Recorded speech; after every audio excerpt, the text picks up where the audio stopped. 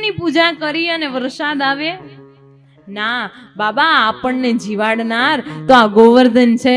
જો પૂજા કરવી હોય ને તો આ ગોવર્ધનની કરો.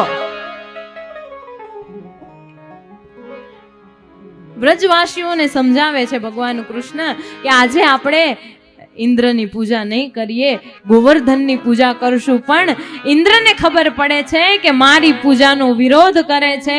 રાજા ઇન્દ્ર ગુસ્સે ભરાઈ જાય છે અને આજ વૃંદાવનમાં મુશળધાર વરસાદ વરસાવે છે. આખા વૃંદાવનમાં મુશળધાર વરસાદ આવે. ધેનુ, ગાડા, આ બધી વસ્તુ રાખવી ક્યાં? ભગવાન કૃષ્ણ કહે છે બાબા, આ ગોવર્ધન છે, આ ગોવર્ધનને હું ઉપાડું. એ વ્રજવાસીઓ આવતા રહ્યા બધાય, આ ગોવર્ધનની નીચે આવતા રહ્યો. ભગવાન કૃષ્ણ ટચલી આંગળીના ટેરવા ઉપર ગોવર્ધનને પર્વતને ઉપાડે છે. બધાય વ્રજવાસીઓ, વૃંદાવનવાસીઓ આજે પર્વતની નીચે ઉભા રહે છે. ગોવાળિયાઓ લાકડીના ટેકા રાખે.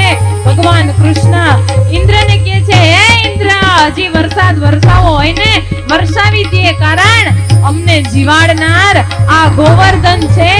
પૂજા થવી જોઈએ તો આ ગોવર્ધનની જ થાય.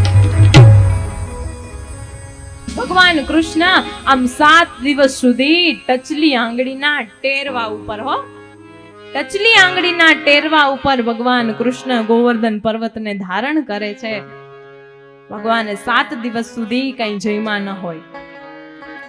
ભગવાન કૃષ્ણ દિવસમાં 3 વખત માતા પાસે પ્રહરે પ્રહરે ભગવાન જમવાનું માંગતા. પ્રહર કેટલા? 8 પ્રહર. અને ગોવર્ધન પર્વત કેટલા દિવસ સુધી ઉપાડ્યો? 7 દિવસ સુધી. પ્રહર 8, 8 સતા અને 56.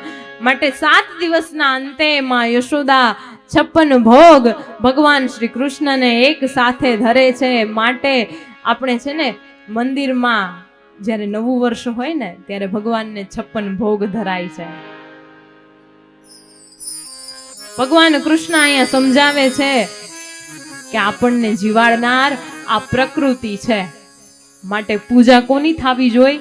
પ્રકૃતિની પૂજા થવી જોઈએ. એ ભગવાન કૃષ્ણ સમજાવે છે. આપણી કથા આજે ગોવર્ધન પૂજા એ પૂરી કરવાની. હવે એ બધા વ્રજવાસીઓ ગોવર્ધનની પૂજા કરે છે.